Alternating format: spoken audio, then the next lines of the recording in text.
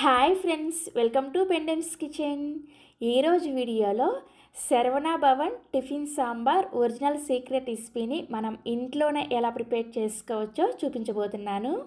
ఇక నేను చూపించబోయే విధంగా ఈ సాంబార్ని మీరు కనీసం ఒక్కసారైనా సరే మీ ఇంట్లో ట్రై చేసి మీ ఫ్యామిలీ మెంబర్స్కి రుచి చూపించండి.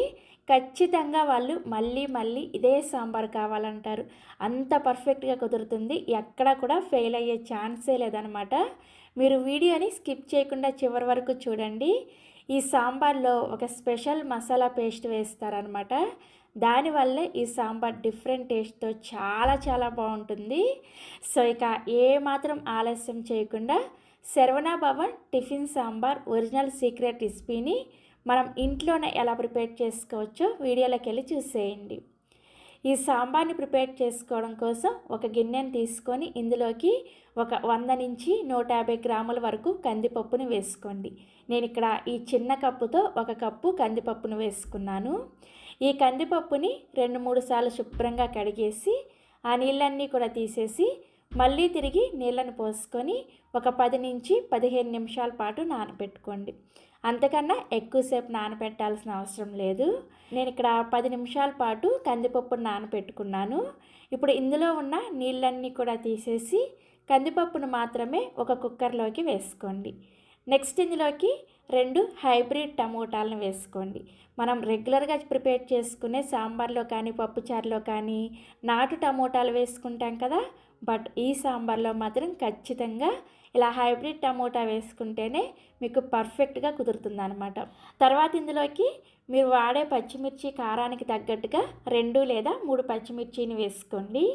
అలాగే ఒక రెమ్మ కరివేపాకు, 1/2 టీ స్పూన్ దాకా పసుపును కూడా వేసుకొని మీరు ఏ కప్పుతో అయితే కందిపప్పును వేసుకున్నారో అదే కప్పుతోటి 1 కప్పు కందిపప్పుకి 3 కప్పుల నీళ్ళని పోసుకొని కుక్కర్ మూత పెట్టేసి విజిల్ పెట్టుకొని ఒక 4-5 విజిల్స్ వచ్చేంత వరకు మీడియం ఫ్లేమ్లోనే ఉడికించుకోండి. ఒక పక్క ఈ కందిపప్పు ఉడుకుతూ ఉంటుంది.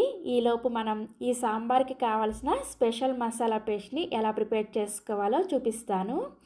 ఈ శరవణ భవన్ సాంబార్ మసాలా పేస్ట్ని ప్రిపేర్ చేసుకోవడం కోసం స్టవ్ ఆన్ చేసి ఇలా ఒక ప్యాన్ పెట్టుకొని ఇందులోకి 1/2 టీ స్పూన్ జీలకర్ర వేసుకోండి.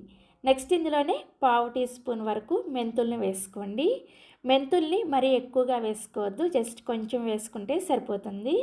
తర్వాత ఇందులోనే ఒక 20 నుంచి 25 వరకు మిరియాలు, అలాగే 1 టేబుల్ స్పూన్ ధనియాలు, 2 లేదా 3 ఎండుమిర్చిని వేసుకొని వీటన్నిటిని కూడా లో ఫ్లేమ్లోనే కలుపుకుంటూ మంచి సువాసన వచ్చేంత వరకు ఇవి కొంచెం కూడా మాడకుండా జాగ్రత్తగా దగ్గరే ఉండి వేయించుకోండి.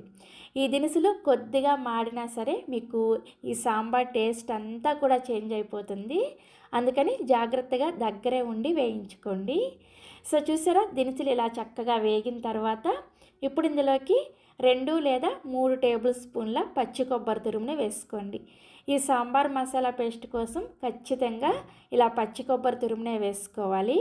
ఎండు కొబ్బరి తురుము వేసుకున్నారంటే మీకు సాంబార్ టేస్ట్ అనేది శరవణ భవన్ సాంబార్ లాగా రాదనమాట. కొబ్బరి వేసుకున్న తర్వాత జస్ట్ 1-2 నిమిషాలు మాత్రమే లో ఫ్లేమ్లోనే కలుపుకుంటూ వేయించుకోండి. సో మసాలా దినుసులు ఇలా చక్కగా వేగిన తర్వాత స్టవ్ ఆఫ్ చేసేసి ఈ మిశ్రమాన్ని కొద్దిగా చల్లారనివ్వండి.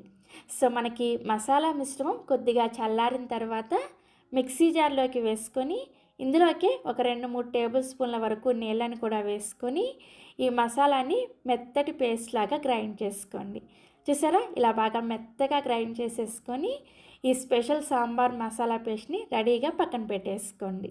నెక్స్ట్ ఇప్పుడు కుక్కర్ ఒక 5 విజిల్స్ వచ్చిన తర్వాత కుక్కర్ విజిల్కున్న ఆవిరి మొత్తం కూడా పోయిన తర్వాత మూత తీసి మీకు చూపిస్తున్నాను. చూసారా, మనకి పప్పు చక్కగా ఉడికిపోతుంది. ఇప్పుడు ఈ ఉడికించుకున్న పప్పులో ఉన్న టమోటా స్కిన్ అంతా కూడా సపరేట్ చేసేయండి. స్కిన్ అనేది అసలు ఉండకూడదు అనమాట. చూసారా, ఇలా ఈజీగానే ఊడొచ్చేస్తుంది. ఈ పప్పుని మీకు వీలైనంత మెత్తగా పప్పు గుత్తితో బాగా మెదుపుకోండి. సాంబార్ని మనం చిక్కగా ప్రిపేర్ చేసుకోవాలి. దానికోసం పప్పుని బాగా మెత్తగా మ్యాష్ చేసుకోవాలన్నమాట.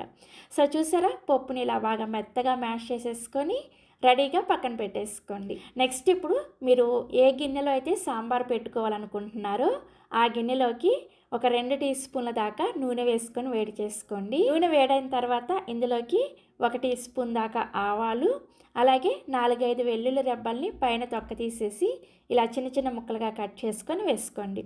నెక్స్ట్ ఇందులోనే ఒక 15-20 వరకు సాంబార్ ఉల్లిపాయల్ని పైన తొక్క తీసేసుకొని వేసుకోండి. ఈ సాంబార్లో మిగతా వెజిటేబుల్స్ ఏమీ వేసుకోరనమాట. కేవలం టిఫిన్ కోసమే ఈ సాంబార్ని ప్రిపేర్ చేస్తారు కాబట్టి ఇలా సాంబార్ ఉల్లిపాయలు మాత్రమే వేసుకోవాలి.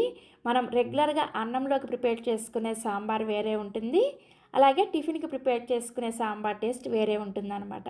సో మిగిలిన వెజిటేబుల్స్ ఏమీ వేసుకోవద్దు, జస్ట్ ఇలా సాంబార్ ఉల్లిపాయలు మాత్రం ఖచ్చితంగా వేసుకోండి. నెక్స్ట్ ఇందులోనే ఒక 2 రెమ్మల వరకు కరివేపాకును కూడా వేసుకొని ఈ ఉల్లిపాయలు కొంచెం లైట్గా గులాబీ రంగులోకి వచ్చేంత వరకు కలుపుకుంటూ వేయించుకోవాలి.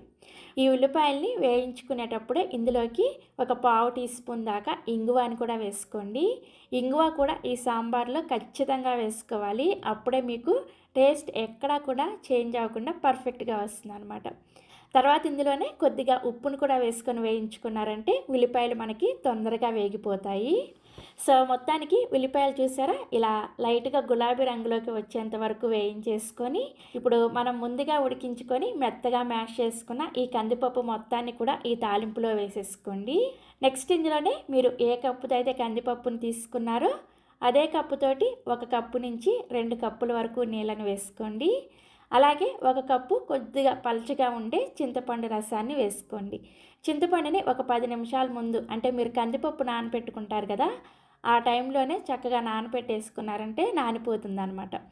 సో చింతపండు రసాన్ని కూడా వేసేసుకొని సాంబార్ కన్సిస్టెన్సీని అడ్జస్ట్ చేసుకోవడానికి అవసరమైతే మరికొద్దిగా నీళ్ళని వేసుకొని ఒకసారి కలుపుకోండి. ఇక నేనైతే టోటల్గా 2 కప్పుల నీళ్ళని అలాగే 1 కప్పు చింతపండు రసాన్ని వేసుకున్నాను. మీరు ఇలానే వేసుకోవాలని ఏమీ లేదు, మీరు సాంబార్ కన్సిస్టెన్సీకి తగ్గట్టుగా నీళ్ళని అడ్జస్ట్ చేసుకోవచ్చు. తర్వాత ఇందులోకి రుచికి సరిపడా ఉప్పును కూడా వేసేసుకొని మనం ఇందాక ఉల్లిపాయలు వేయించుకునేటప్పుడు జస్ట్ కొద్దిగా ఉప్పును వేసుకున్నాం కదా, సో ఇప్పుడు సాంబార్కి సరిపడా మొత్తం కూడా ఉప్పును వేసేసుకొని ఒకసారి కలుపుకొని 4-5 నిమిషాల పాటు మీడియం ఫ్లేమ్లోనే ఈ సాంబార్ని బాగా మరిగించుకోవాలి. ఈ సాంబార్ ఎంత బాగా మరిగించుకుంటే మీకు టేస్ట్ అనేది అంత బాగా వస్తుంది అనమాట. సో ఇక్కడ నేను ఒక 5 నిమిషాల పాటు సాంబార్ మరిగిన తర్వాత మీకు చూపిస్తున్నాను. చూసారా, సాంబార్ ఇలా చక్కగా మరుగుతూ ఉన్నప్పుడు ఇందులోకి మనం ముందుగా ప్రిపేర్ చేసుకున్న స్పెషల్ సాంబార్ మసాలా పేస్ట్ అంతా కూడా వేసేసుకొని ఒకసారి కలుపుకొని తర్వాత ఇదే మిక్సీ జార్లోకి ఒక 1/2 కప్పు వరకు నీళ్ళను కూడా వేసుకొని ఈ నీళ్ళను కూడా ఈ మరుగుతున్న సాంబార్లో వేసేసుకొని ఇందులోకి 1 టీ స్పూన్ దాకా తురిమిన బెల్లాన్ని వేసుకోండి. బెల్లాన్ని మరీ ఎక్కువగా వేసుకోవద్దు, జస్ట్ కొంచెం వేసుకున్నారంటే మనకి టేస్ట్ అంతా కూడా బ్యాలెన్స్ అవుతుంది అనమాట. చివరిగా ఇందులోకి సన్నగా తరిగిన కొత్తిమీర కూడా కొద్దిగా వేసేసుకొని ఒకసారి కలుపుకొని ఈ మసాలా పేస్ట్తో పాటుగా మరొక 3-4 నిమిషాల పాటు సాంబార్ని బాగా మరిగించుకోండి. ముందే చెప్పాను కదా, మీరు ఎంత బాగా మరిగించుకుంటే ఈ సాంబార్ అనేది అంత టేస్టీగా వస్తుంది అనమాట. ఒక 3-4 నిమిషాల తర్వాత సాంబార్ ఇలా చక్కగా మరుగుతూ ఉంటుంది. ఫైనల్గా ఇందులోకి 1 టీ స్పూన్ దాకా నెయ్యిని కూడా వేసుకొని ఒకసారి బాగా కలుపుకోండి. చివర్లో ఇలా 1 టీ స్పూన్ నెయ్యి వేసుకున్నారంటే సాంబార్ టేస్ట్ అనేది రెట్టింపు అవుతుంది అనమాట. ఈ స్టెప్పును మాత్రం అస్సలు మిస్ చేయకండి, ఖచ్చితంగా నెయ్యిని వేసుకోవాలి. సో అలా నెయ్యిని కూడా వేసుకొని జస్ట్ ఒకసారి అలా కలిపేసుకొని 1 నిమిషం పాటు సాంబార్ని మరిగించేసుకొని స్టవ్ ఆఫ్ చేసేసి ఈ సాంబార్ని వేడి వేడి ఇడ్లీతో కానీ దోశతో కానీ వడతో కానీ ఎందులోకి సర్వ్ చేసుకున్నా కానీ మీరు ఖచ్చితంగా ఆ హోటల్ నుంచి తెచ్చుకున్న సాంబార్ తిన్న ఫీలింగ్ అయితే వచ్చేస్తుంది. సాంబార్ కన్సిస్టెన్సీ చూసారా, మనకి ఇలా కొంచెం చిక్కగా ఉండాలన్నమాట. సో చక్కగా ఈ సాంబార్ని మీరు ఇంట్లోనే ప్రిపేర్ చేసుకొని హోటల్లో తిన్న టేస్ట్ని అయితే ఖచ్చితంగా ఎంజాయ్ చేస్తారు. ట్రై చేస్తారు కదా, ట్రై చేసిన తర్వాత మీ ఫీడ్బ్యాక్ని నాతో షేర్ చేసుకోవడం అస్సలు మర్చిపోరు కదా. మరిన్ని Emmy tasty and secret breakfast recipes కోసం వెంటనే పెండెమ్స్ కిచెన్ని సబ్స్క్రైబ్ చేసుకోండి. Thank you.